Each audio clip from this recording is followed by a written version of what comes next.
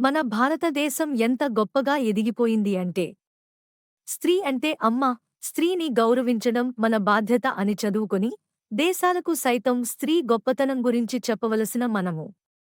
మన స్త్రీల భద్రత కొరకు మనమే చట్టాలు ఏర్పరుచుకుని, మనమే ప్రచారం చేసుకుంటూ, మనమే చదువుకోవలసిన అంత గొప్పగా ఎదిగిపోయింది. గుర్తుంచుకో. 1. ఆస్తిపాస్తుల కన్నా నోట్లో నాలుకని భద్రంగా ఉంచుకోవడం కష్టం. 2. పేదవారిని హీనంగా చూడకు. పరిస్థితి ఎవరికైనా, ఎప్పుడైనా మారొచ్చు. 3. మీ మాట చెల్లని సందర్భాలలో మౌసింగా ఉండటం ఉత్తమం. 4. భక్తి లేకున్నా చెడు పనులు చేయకుండా ఉంటే చాలు. ఎవ్వరు ఎంత హేళన చేసిన నీవు తొందరపడకు. హేళన చేసిన వారితో సలాం కొట్టించే సత్తా ఒక్క కాలానికే ఉంది. ఓర్పుతో ఉండు. నీ నేర్పు తప్పక ప్రపంచానికి తెలుస్తుంది.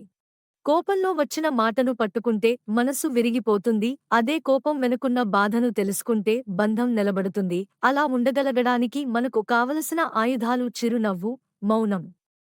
చిరునవ్వు, మౌనం రెండు గొప్ప ఆయుధాలు. చిరునవ్వుతో చాలా సమస్యలు పరిష్కరించుకోవచ్చు. మౌనంతో చాలా సమస్యలు రాకుండా చూసుకోవచ్చు.